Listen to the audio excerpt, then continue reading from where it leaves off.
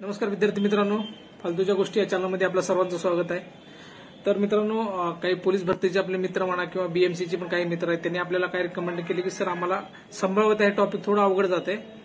जे टॉपिक तर अवघड नाही जातं, तुम्हाला कळणार आहे किती सोपं आहे ते, तर थोडं सांगा। कोणतेही बाहेरचे शिक्षक याच्यावर जास्त शिकवलेलं नाही किंवा त्यांना काही गोष्टी जमलेल्या नाहीत, त्यांनी आपल्याला रिकमेंड केलं। आपण कसं आहे, विद्यार्थी जे म्हणत असतात त्याला अनुसंगून व्हिडिओ बनवत असतो जास्तीत जास्त। शेवटी आपण तर सिलेबस नुसार घेतच असतो, पण आता त्यांनी सांगितलंय म्हणून आज तुम्हाला बघा संभाव्यता सांगणार आहे, जे किती सोपं आहे आता तुम्हाला कळून जाईल। आणि हे मी जास्तीत जास्त पीवायक्यू घेतले, म्हणजे तुम्ही जे मागील एक्झाम मध्ये प्रश्न आलेले आहेत ना, तेच प्रश्न कव्हर करण्याचा आपण प्रयत्न केलेला आहे। मग ह्याच्या सीझन भाग 2 मध्ये आपण ना दुसरे काही महत्वाचे कोणते पडू शकतात मी ते पण घेणार आहे। ओके, तर बघा आधी शिकून घ्या। आता बघा पोलीस भरतीला आलेले प्रश्न काय म्हणले बघा, एका कॅरम स्पर्धेत 32 स्पर्धक होते बरं का, आणि हरणारा स्पर्धक बाद असा नियम होता म्हण बघा, म्हणजे 32 जण होते स्पर्धेत। ओके, आणि जे हरल ते बाद, बरोबर खेळाचा नियम तसा असतो। तर स्पर्धेतील पहिल्या 3 फेऱ्यात एकूण किती स्पर्धक बाद होते म्हण बघा, म्हणजे 3 फेऱ्यामध्ये किती स्पर्धक बाद होणार आहेत म्हण पहिल्या 3 फेऱ्यात बघा। आता मित्रांनो मला सांगा रे, आता 32 जणांची टीम आहे। ओके, 32 जर स्पर्धक असतील तर आपल्याला त्यांची मॅच लावायची, मग आपण 16 जणांची मॅच लावणार का नाही? हा, हे 16 ते 16 2 टीम होणार का नाही 16 बरोबर। मग आता मला सांगा, ह्या 16 मध्ये कोण 16 जिंकणार आहेत आणि 16 हरणार आहेत बरोबर। हा, चल बघा, आता समजा हे जिंकले तर हे 16 हरले बरोबर, म्हणजे पहिल्या फेरीत बाद होण्याची 16 संख्या किती? 16। कळलं तुम्हाला काय म्हणतो मी? 32 स्पर्धक होते, आपण 16 ची मॅच लावली, 16 जण हरले पहिल्या फेरीत। हा, ही पहिली फेरी आहे बघा, इथे फर्स्ट फेरी। तुम्हाला समजण्यासाठी मी सगळं डिटेल लिहितोय, नाहीतर तुम्ही डायरेक्ट पुन्हा एकदा प्रो झाला ना त्यात तुम्ही डायरेक्ट तोंडी सोडताल। ओके, तर आता बघा दुसऱ्या फेरीत काय होणार मित्रांनो, आता हे 16 तर बाहेर पडले, आपल्याकडे राहिले किती? 16 जण ना जिंकलेले, हे बाहेर पडलेले समजा, ह्याला बाहेर पडले, म्हणजे जिंकलेले किती? 16 आहेत ना। मग आता आपण त्या 16 मध्ये 8 ची टीम लावू शकतो ना, 2 टीम डिवाइड करायची आहेत ना। म्हणजे बघा ह्या 16चं मी जर समजा असं 8 आणि 8 केलं बरोबर, मग हे 8 जिंकले, हे 8 हरले, म्हणजे ह्यात बाद झाल्याची संख्या किती? दुसऱ्या फेरीत 8। ओके, आता जिंकलेले 8 आहेत, मग तिसऱ्या फेरीत काय होणार मित्रांनो, 8 ची मी असं 4-4 2 टीमा करणार आणि लावणार त्यांची स्पर्धा। ओके, मग आता ह्या 4 जिंकणार, 4 हरणार, म्हणजे तिसऱ्या फेरीत किती हरले? 4। म्हणजे बघा 3 फेरी आपल्याला 3 फेरी विचारलेत ना, पहिल्या 3 फेऱ्यात एकूण किती स्पर्धक बाद होतील म्हणले, म्हणजे बघा इथं बाद झालेले किती? 16 आणि 8 किती?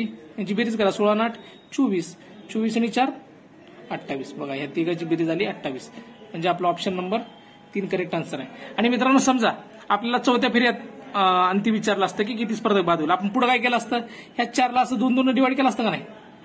ओके, मग हे 2 जिंकले असते, 2 हरले असते, आणि 5व्या फेरीत फायनल राऊंड झाली असते बघा, कारण 2 मध्ये एक ची स्पर्धा होऊ शकते। ओके, असे पण प्रश्न येऊ शकतात। ओके, आता बघा पुढचा प्रश्न बघा, पुढचं बघा मित्रांनो, 100 वेळा या प्रकारच्या प्रश्नावर काय म्हणतात या टाईपच्या प्रश्न पडलेले बघा तुम्हाला पीवायक्यूला 100 वेळा। काय असं काही पाहुणे असतात, हस्तांदोलन केले, काही टीमा असतात, काही खेळाडू असतात, एकमेकांसोबत खेळले, असे 100 प्रकारचे प्रश्न असतात बघा। काय करायचं सोपं तुम्हाला सांगतो आता बघा, वाचा प्रश्न आधी। व्यासपीठावर एकूण 12 पाहुणे होते म्हणते बरं का, 12 पाहुणे होते, त्यापैकी सर्वांनी एकमेकाशी हस्तांदोलन म्हणजे हातात दिलं, सेकंड केलं, तर एकूण किती हस्तांदोलन होतील म्हणतात बघा मित्रांनो। आता किती आहेत? 12 पाहुणे आहेत बरोबर, त्या 12 पाहुण्यांनी एकमेकांसोबत हाताला हात दिलं, त्यांनी हस्तांदोलन केलं, तर एकूण किती होतील आपल्याला विचार। काय करायचं सिंपली मित्रांनो माहिती आहे का, त्याला एक सूत्र आहे, सूत्र काय सांगत पहिला तुम्हाला सांगतो बघा। हे 12 जेवढे दिलेत ते त्यातनं एक वजा करायचं, म्हणजे 12तनं वजा 1 केलं की किती? 12तनं 1 वजा केले की 11, भागिले 2 करायचं बघा। मग काय भाग घालायचा आता, 2 12। ओके, आणि 6 गुणिले 11 किती येणार? 11 × 66 बघा, ऑप्शन नंबर किती सिंपल आहे। ह्याच्यावर 100 तर गणित तुम्हाला सापडतील बघा सगळे। जर तुम्ही पोलीस भरतीचे प्रश्न काढला ना 100, मग तुम्हाला एक सूत्र माहिती असं म्हणून ते आता काही सगळे सूत्र सांगत असतं, आपलं उद्देश नाही सूत्र सांगायचं, n × n - 1/2, n म्हणजे ते दिलेले असतात ना आपल्याला। ठीक आहे, इथं 12 पाहुणे म्हणे, आता खेळाडू जरी म्हणले, आता पुढे खेळाडूचा एक प्रश्न आहे बघा, चला म्हणजे ही कन्सेप्ट तुम्हाला इथेच क्लिअर होऊन जाईल। ओके, बघा आता बघा मित्रांनो, त्याच प्रकारचं पुढचं बघा, क्रिकेटच्या एका संघातील 11 खेळाडूने प्रत्येकाशी एकदा हस्तांदोलन केले, म्हणजे 11 खेळाडूची टीम नसते काय क्रिकेटमध्ये आपली, त्या टीम मध्ये प्रत्येक जण एकमेकाला सेकंड करतात बघा मॅच संपल्यानंतर। त्या प्रकारचे प्रश्न आहे बघा, म्हणजे आपला डे टू डे लाईफ मधलाच प्रश्न असतो, हे फक्त फ्रेम केलेले असतात ते बघा।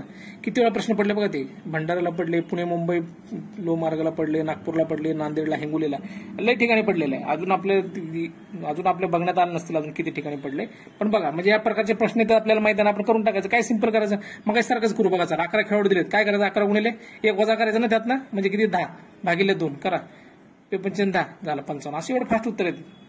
काय राहील ऑप्शन? कळलं का तुम्हाला मी काय म्हणालो?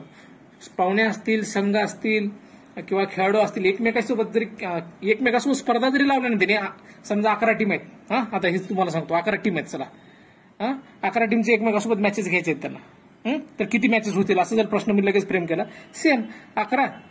मग पुढे काय करायचं? 11 मधनं 1 वजा करायचं ना, दिलेल्या संख्येत 1 वजा करायचं म्हणले तुम्हाला, म्हणजे किती 10 आणि भागिले किती 2 येणार, म्हणजे ते n × n - 1/2. ओके, ठीक आहे. चला आता मित्रांनो बघा, फाश्याचं आहे बघा, 2 फाशे म्हणजे डाईस म्हणतो बघा आपण इंग्लिशमध्ये त्याला. 2 फाशे एकाच वेळी टाकल्यावर दोन्ही फाशांवर 6 टिंबे, म्हणजे नसतात का फाश्यावर 1 टिंब 2 टिंब 6 बाजूला असे 6 टिंबापर्यंत असतात बघा. तर ते 6 टिंब येण्याची संभाव्यता किती विचारलेली आहे बरं का. मित्रांनो सॅम्पलचे म्हणतो NS म्हणजे सॅम्पल म्हणतो, म्हणजे संभाव्यता काय असते माहितीये का? हे 2 फाशे टाकण्याची 36 पर्यंत संभाव्यता असते बघा. डायरेक्ट तुम्ही त्या 6चा वर्ग जरी केला ना, 6 पर्यंत शेवट पॉईंट किती N म्हणजे शेवटचा नंबर 6. 6चा वर्ग जरी केला तरी तुम्हाला संभाव्यता 36 मिळून जाते. पण तुम्हाला मी समजून सांगण्यासाठी काय करतो, एकदा ती पूर्ण काढून दाखवतो संभाव्यता कशी असते, जेणेकरून तुम्हाला इतर प्रकारचे कसे प्रश्न येतात आणि पुढे आलं पण असेल ते तुम्हाला सोडवता येईल. बघा, जेव्हा आपण 2 फाशे टाकतो बरं का, पहिल्यांदा 1 आला समजा, 1ची सिरीज पकडू आपण. कसं पकडायचं असते माहिती आहे का? 1 घेतलं तर दुसऱ्या फाशा 1 पडण्याची संभाव्यता पकडली.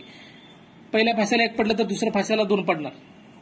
पहिल्याला 1 पडलं तर तिसऱ्याला 3, याला 1 पडलं तर दुसऱ्याला 4 आणि याला 1 पडलं तर दुसऱ्याला 5 पकडलं. असं प्रत्येकाला एक कॉन्स्टंट करून करायचं आणि शेवट असतं 6च्या वर तर जाणार नाही. बरोबर, एवढं तर माहिती आहे 6 असते त्याच्यावर नंबर. म्हणजे मी काय पकडलं, एक जर डाईस आहे ना, तो डाईस एकच पडत राहिला आणि बाकीचे काय पडू शकते 1 2 3 4 5 6 पर्यंत पडू शकते. 6च्या वर जाणार नाही. सेम तसंच बघा मित्रांनो, 2 जर आपण कॉन्स्टंट पकडला पहिल्याला तर 2 1 2 2 तुम्हाला कळत असेल, पण तुम्हाला जे नवीन कोण विद्यार्थी मित्र असतील त्यांच्यासाठी सांगतोय बघा. 2 3 2 4 2 5 ओके आणि 2 6. सेम तसंच बघा 3 1 आणि कितीपर्यंत जाणार? ऑब्व्हियसली 6 पर्यंत जाणार आपला, बरोबर ना. 6चा फासा असतो. 3 2 3 3 4 5 6 ओके. 4चं बघा तसंच सेम. बघा लिहून मुद्दाम दाखवते, वेळ जाऊ द्या, पण तुम्हाला त्या गोष्टी समजल्या पाहिजे. डायरेक्ट मी 36 म्हटलं असतं तुम्हाला डायरेक्ट सांगितलं असतं, पण ते कसं आहे तुम्हाला तेवढ्या पुरता कळून जाईल. पुढचे जर एखादं वेगळं गणित झालं तर तुम्हाला जमणार नाही. ओके, त्यामुळे ते तुम्हाला लिहून दाखवते बघा.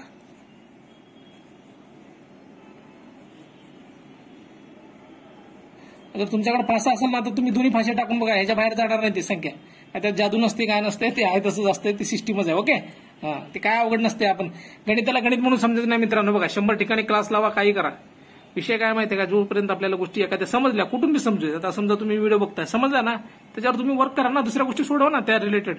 तेच असतं, दुसरं काय नसतं. आणि तुम्ही मला काय करा, व्हिडिओ आवडल्यास तुम्ही लाईक शेअर सबस्क्राईब तर करणारच आहे. आपल्या चॅनलने विद्यार्थी मित्रांना आता आपण काही दिवसापूर्वी चॅनल काढलं तर त्या चॅनलने किती ग्रोथ घेतली, विद्यार्थी मित्रांना किती फायदा झाला ते तुम्ही आपल्या चॅनलच्या रिव्ह्यूवर बघू शकता, कमेंट वाचू शकता. आणि आपण जे प्रश्न विद्यार्थी मित्रांना सांगितले, आपण प्रश्न घेत नाही, आपण कंटेंट घेतो. आपण काय म्हणतो, गोष्टी आपण नॉलेज त्यांचं कव्हर त्या लेवलपर्यंत घेऊन जातो, जेणेकरून प्रश्न ते स्वतःच किती एकाच टॉपिकवर 100 प्रश्न तुम्ही सुद्धा बनवू शकता.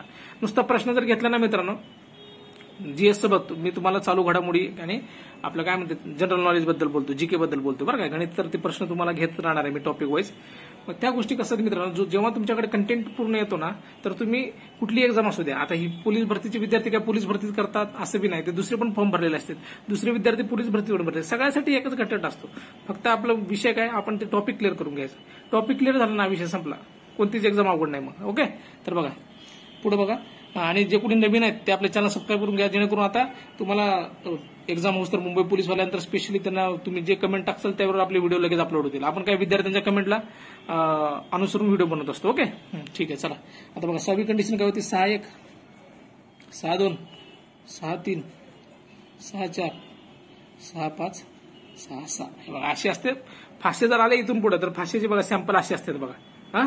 तर काय म्हणले मित्रांनो बघा, 2 फाशे एकाच वेळी टाकल्यावर ओके, दोन्ही फाश्यावर 6 टिंबे येण्याची संभाव्यता किती म्हणले.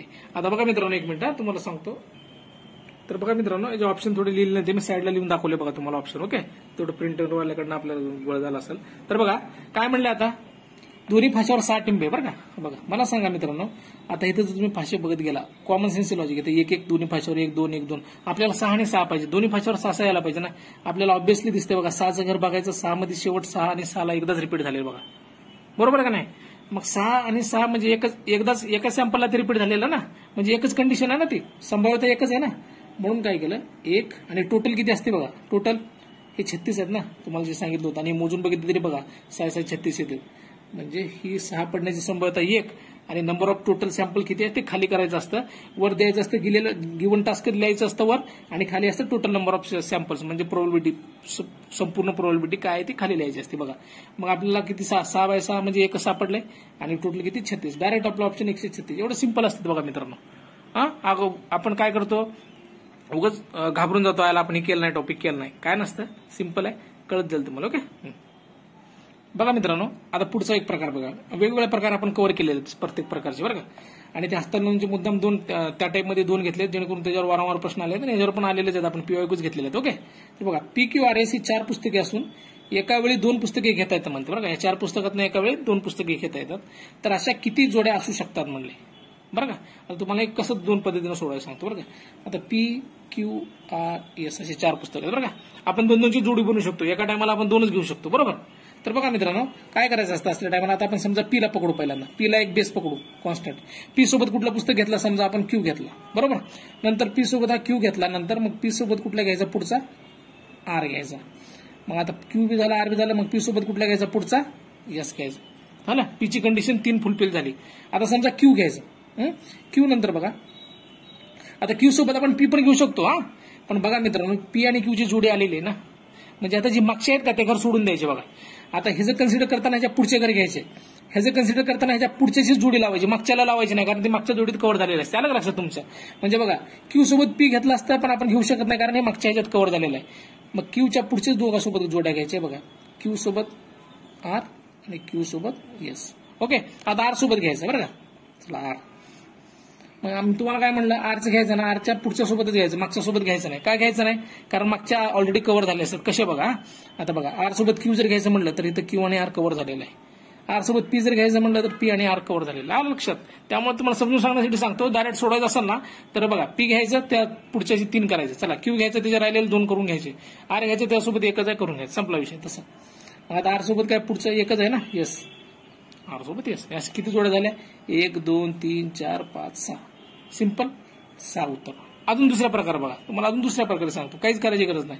4ची प्रोबॅबिलिटी दिली, आपल्या किती आहेत, 4 पुस्तक आहेत ना, 4 सांगितल्याप्रमाणे मागची संख्या भागिले 2. मागची संख्या म्हणजे कसं, 1 वजा करायचं ना 4 मधनं, 4 मधनं 1 वजा केलं 3, आणि भागिले 2 घेत असतो बघा. 2 1 2, 2 2 4 करा, दोघांचा गुणाकार, 3 2 आला का उत्तर. तसं पण सगळ्या प्रकारे सगळे गाणे वाचतील, फक्त आपल्या चॅनल सोबत जॉईन राहा. ओके, आणि कुठं क्लास लावायची गरज नाही. तुम्ही फक्त मला सांगत जावा, सर कुठं टॉपिक अवघड आहे, कमेंट करा, त्याच्यावर व्हिडिओ आला तर म्हणून समजा. फक्त तुमचा रिस्पॉन्स पाहिजे. आपल्याला काम करण्यासाठी विद्यार्थी मित्राचा रिस्पॉन्स असला ना, आपण त्या लेवलला चार्ज होत असतो. आला का लक्षात. ठीक आहे, चला पुढे बोला. हे बघा, एकदम फेवरेट टॉपिक आहे बघा.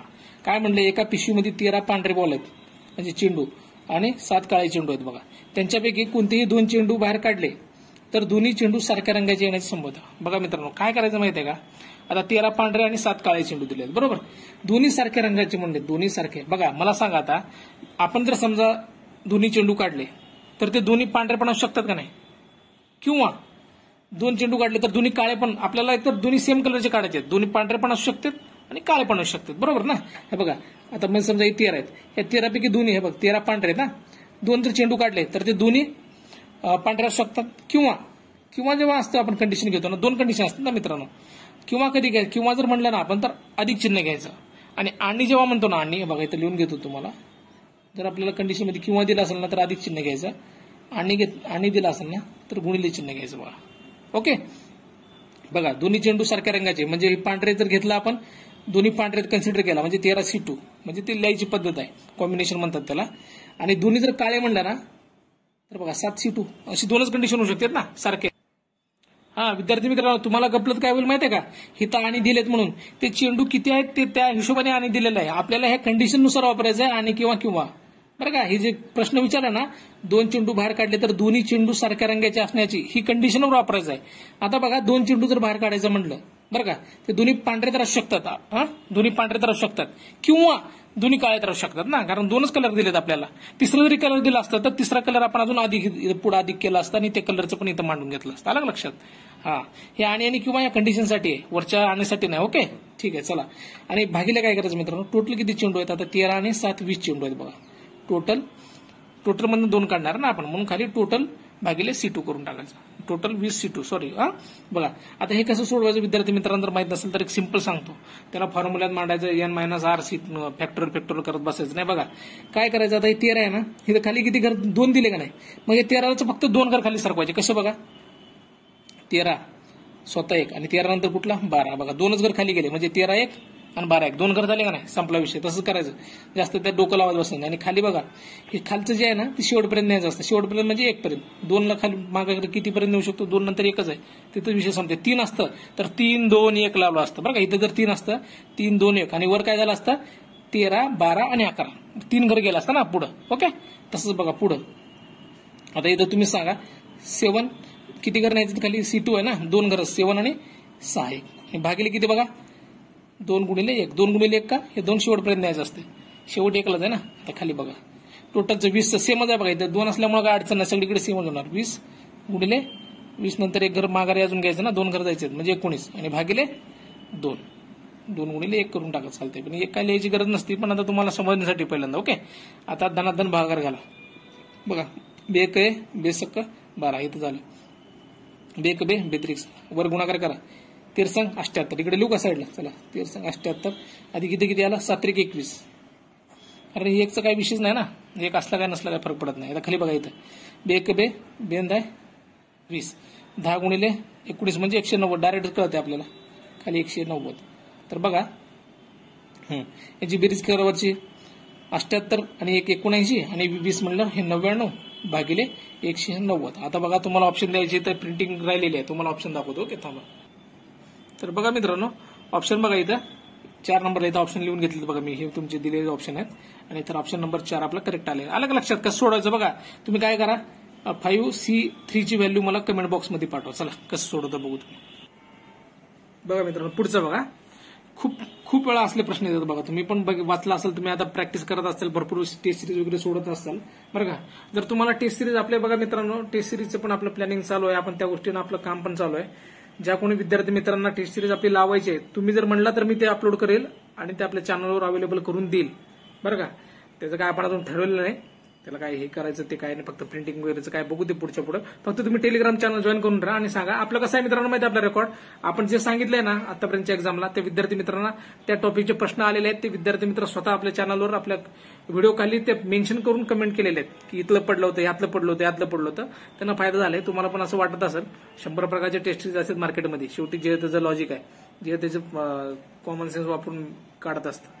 आपलं एक लॉजिक कसं आहे काय तुम्हाला बघायचं असेल, तुम्हाला वाटलं टेलिग्राम चॅनल जॉईन करून घ्या, चॅनलवर लिंक आहे आपली आणि मग मला कळवा, त्या हिशोबाने आपण पुढचं काम करू. ओके, आता बघा 100 वेळा प्रश्न आले बघा याच्यावर. 1 2 3 4 हे अंक प्रत्येक संख्येत एकदाच वापरून 4 अंकी जास्तीत जास्त संख्या तयार होतील. मस्त परत बघा एकदम. काय करायचं मित्रांनो, 4 अंकी बनवायचे ना, 4 घर अशी बनवून टाका. कसे असे नॉर्मल आपले 1 2 3 4 रकाने करून टाका. ओके, 5 अंकी जर म्हणलं तुम्हाला, एक 5 अंकीचं पण मी समजून सांगणार आहे, म्हणजे तुम्हाला इथं कमजोर 1 2 3 4 5 चला हे आहे त्याच बघू आपण पहिल्यांदा. 4 अंकी कसे बनवायचे. आता संख्या किती आहेत मित्रांनो आपल्याला, 1 2 3 4 दिलेत. संख्या म्हणतोय हा बघा. आता काय झाले योगायोग, इथं 1 2 3 4 दिले आणि 4 अंकीच दिलेत. आपण म्हणताना विद्यार्थी मित्र कन्फ्युज होऊन. हे बघा संख्या किती आहेत, ही 1 संख्या आहे, ही 2 संख्या, ही 3 संख्या, 4 म्हणजे टोटल 4 संख्या आहेत बरोबर. बघा मागून सुरुवात करायची, मागून. ओके, या साईडला सुरुवात करायची. मला सांगा 4 अंकी संख्या जर आपल्याला बनवायची असतील, इथं शेवटी मला कुठलं तर घर भरवणार, ह्या घरात काय तर काय संख्या टाकावं लागणार. मग आता मला सांगा या 4 संख्येत यातलं मी 1 पण टाकू शकतो, इथं 2 पण टाकू शकतो, 3 पण टाकू शकतो, 4 पण टाकू शकतो का नाही. म्हणजे 4 संख्या मला टाकायला चान्स आहे का नाही इथं. त्यामुळे मी इथं 4 संख्या टाकू शकतो बघा. मागून जायचं, पुढून नाही जायचं. ओके, इथं 4 संख्या टाकू शकतो मी. आता मला सांगा इथं किती टाकू शकतो. तर बघा मित्रांनो मी इथं 3च टाकू शकणार. का 3 टाकणार, 4 का टाकू शकत नाही. कारण इथं जे आहे ना 1 संख्या आपली ऑलरेडी गेलेली आहे. 1 संख्या ऑलरेडी आपण इथं कुठली तर टाकली आहे ना 4 पैकी. त्यामुळे इथं जे आहे ना त्यातली 1 संख्या गेलेली समजून इथं 3 संख्या टाकू शकतो. 3 म्हणजे 3 नाही टाकू शकत, 3 संख्या म्हणतोय लक्षात घ्या, संख्या. तसंच मित्रांनो ह्या 2 घर भरलेले आहेत. इथे एक संख्या टाकलेली आहे आपण, इथे एक टाकलेली आहे. मग आता हे 2 राहिलेली संख्या किती आहेत? 2 संख्येपैकी आपण इथं दोन्ही टाकू शकतो, कोणती पण टाकू शकतो, दोन्हीपैकी एक. आणि बघा ऑटोमॅटिक आता इथे शेवटच्या घरात मी एकच संख्या टाकू शकतो. आता काही काही विद्यार्थी मित्र ह्या वरच्या 1 2 3 4 ला हे समजत असतील त्यांना इथं लगेच कन्फर्म होऊन जाईल. बघा तर काय करायचं असतं, आता हे जे मांडलेली संख्या असते ना यांचं जस्ट गुणाकार करून टाकायचे. 2 इथे घ्या, जर गुणाकार करा सगळ्यांचा, विषय संपला. 2 1 2 2 3 6 6 4 24. कुठे आपला ऑप्शन बी करेक्ट. ऐका आता 5 अंकी संख्याचा आता मी तुम्हाला सांगतो. समजा इथंच मी काय करतो, 4 5 6 7 8 अशा 5 संख्या दिलेल्या तुम्हाला. ओके, त्या 5 संख्येपैकी ह्या संख्या वापरून 5 अंकी जर बनवायला सांगितलं काय करायचं बघा सांगतो. आता मागून घ्यायचं म्हणलं आपण किती संख्या टाकू शकतो, इथं 1 2 3 4 5 आहेत ना. मला 5 संख्या टाकायला इथं चान्स आहे. चला 5 टाकले मी. कुठली पण 25 संख्या येऊ शकतात इथं. मग आता यातली एक संख्या इथं टाकलेल्या आहेत मित्रांनो. म्हणलं इथं किती संख्या टाकू शकतो आपण, राहिलेल्या 4 संख्यापैकी कुठली संख्या टाकू शकतो.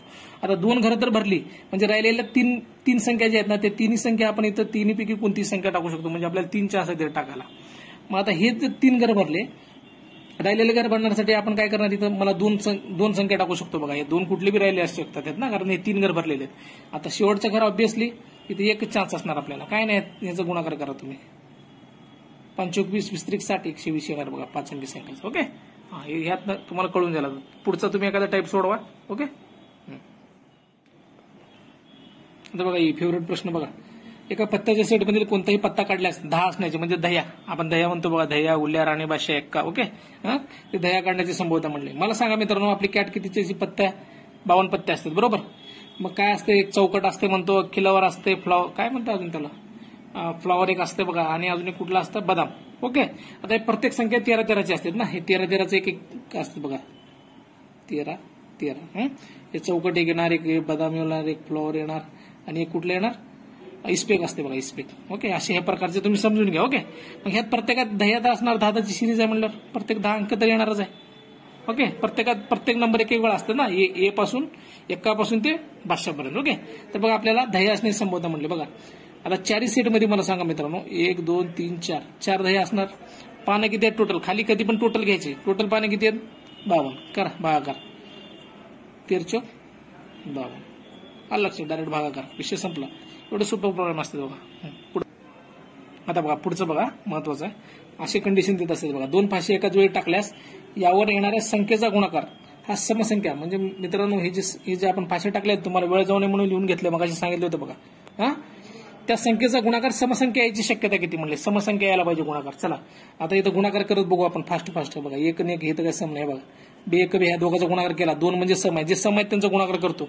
3 गुणिले 1 सम येणार का नाही, 1 गुणिले 4 हे येणार, 5 सोबत नाही येणार, 6 1 6 समसंख्या येणार. ओके, इथं 2 येणार, 2 1 2 2 येणार, 2 2 4. बघा 2 ला कुठल्याही संख्याला भागले की समसंख्याच असणार, त्यामुळे सगळे येणार बघा. 2 2 4 2 3 6 2 4 8 2 5 10 2 6 12 हे सगळं समान आहे. आता बघा 3चं हे 3 येणार नाही, 3 2 6 सम आले. हे बघा इथं सम नाही, विषम येणार. 3 3 9 3 4 12 सम आले. चला 3 5 15 विषम आहे, 3 6 18 सम आले. बघा पुढे बघा 4चं बघा, 4 1 4 सम येणार. 4चं पण तसंच आहे बघा, 4 कोणालाही भागलं तरी सगळ्या संख्या त्या समज येणार आहेत, गुणलं तर सॉरी. 4 2 8 म्हणजे समज आहे, 4 3 12 सम आहे, 4 16 सम आहे, 4 5 20 सम आहे, 4 6 24 सम आहे. चला पुढं आता 5 नाही बघा, 5 1 5 नाही, 5 2 10 सम आहे, 5 3 15 नाही, 5 4 20 सम आहे, 5 5 25 विषम आहे, आणि 5 1 30 सम आहे बघा. ओके, 6चं बघा हे सम आहे, 6 2 12 सम आहे, 6 3 18 सम आहे, 6 4 24 सम आहे, 6 5 30 सम आहे, 6 6 36 सम आहे. हे तुम्हाला का सांगालो की तुम्ही त्या पेपरमध्ये करायला पाहिजे, डायरेक्ट सांगून मी गेलो असतो. ओके, हे असं येते म्हणून, पण तुम्हाला कळण्यासाठी सांगितलंय. तर बघा आता आपण मोजून घेऊ किती आलेत सम. 1 2 3 4 5 6 7 8 9 10 11 12 13 14 15 16 17 18 19 20 21 22 23 24 25 26 27 म्हणजे 27. आणि टोटल कंडिशन किती आपली, टोटल खाली टोटल असते ना 36. घाला भाग 9 3 36 9 सॉरी 9 3 27 9 4 36 म्हणजे 3/4 आलं का आपलं. ओके, काय अवघड आहे का यात, काय टेन्शन घेऊ नका. फक्त तुम्हाला कुठलं टॉपिक आवडतं ते कमेंट करा, चॅनल सबस्क्राईब करून ठेवा, लाईक शेअर करत जावा. आपण तुमच्यासाठी अवेलेबल आहे, काय पाहिजे कुठलं बी टॉपिक, जीएस घ्या, जीके घ्या, चालू घडामोडी, मराठी कोणते पण सांगा, सगळं आपण शिकवतो, टेन्शन घेऊ नका. ओके, पुढे बघा.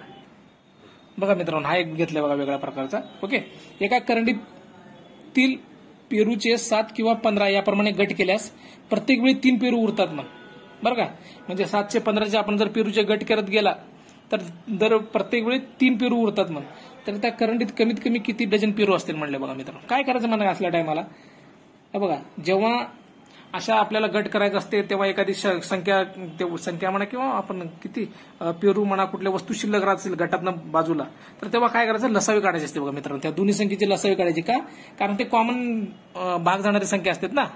आपण जेव्हा 7चा गट केलं आणि 15चे गट केले, मग त्या दोघाला कोणत्या संख्येने भाग जाते आपण ते बघायला पाहिजे ना, जेणेकरून त्याच्याने ते डिवाइड होतील, त्याचा आपण गट करू शकतो. ओके, त्यासाठी काय करा, सिंपली लसावी काढायची. आता बघायची लसावी काढा. 7 × 7 ह्याला भाग जात नाही, 15 आहे तसंच ठेवला आपण. ओके, लसावी तुम्हाला माहित नसेल तर तुम्ही कमेंट करा, लसावी पण आपण सेपरेट घेऊ. ओके, बघा आता हे एक असंच राहणार, 15 ने ह्याला भाग गेला, 15 × 15 डायरेक्टच असतं. जेव्हा दोन संख्येला बघा डायरेक्ट सांगतो, जेव्हा दोन संख्येला कॉमन कोणती संख्या नसते त्यांचा गुणाकार म्हणजे लसावी. डायरेक्ट आपण 7 × 15 इथं केलं असतं तेवढं झालं असतं, पण तुम्हाला समजण्यासाठी आपण केले. चला, 15 7 किती झाला तर याचा गुणाकार करा. 7 × 15 ना, आपण याचा गुणाकार करत असतो बघा इकडच्या सगळ्या. इकडे एक एक उत्तर आपण ठेवायचं असतं, ते शेवटपर्यंत एक आणायचं आणि इकडे जी संख्या राहिलीत ना आपल्या त्या गुणाकाराला जात असतात. मग काय झालं मित्रांनो, 15 7 5 200. आता हे 105. पण मित्रांनो आता 105 झाले, पण प्रत्येक वेळी आपले 3 पेरू उरायला लागलेत ना. मग ते 3 पेरू काय करायचे मित्रांनो, ऍड करायचे बघा. म्हणजे किती झाले, 108. आता किती डझन पेरू उरालेत म्हणजे, डझन म्हणजे किती मित्रांनो, 12. ओके, त्याला 12 ने भाग घाला. 12 संग 72, 12 7 84, 12 8 96, 12 9 28. आलं बघा 9 उत्तर. आलं लक्षात तुमच्या. हे असं सिंपल असते, लॉजिक लावावं लागते थोडं. काय तर तुम्हाला आता चॅनलला आपल्या आला असेल तर चॅनल सबस्क्राईब जॉईन वगैरे तुम्ही करून घ्यायचा, तुम्हाला आपली पद्धत आवडली असेल. आणि तुम्हाला अजून कोणते विषय अवघड जात असतील, बीएमसी वाले विद्यार्थी असू द्या, टॉपिक सगळ्यासाठीच आहे. असं नाही पोलीस भरतीला, एमपीसीला आहे, ग्रुप बी ला, सी ला, कंबाईनला, सीसॅटला, राज्यसेवेला प्रश्न पडले त्याच्यावर काय विषय नाही. मी तेच म्हणत असतो ना, सिलेबस तोच असतो, फक्त त्यातलं कमी जास्त विचारत असतो, विषय तेवढाच असतो. ओके, तर ठीक आहे, भेटूया पुढच्या व्हिडिओमध्ये. काय अडचण आली, कुठलं टॉपिक आहे सांगत जावा, कळवत जावा. ओके, आणि टेलिग्राम चॅनल जॉईन करून घ्या. थँक्यू, धन्यवाद.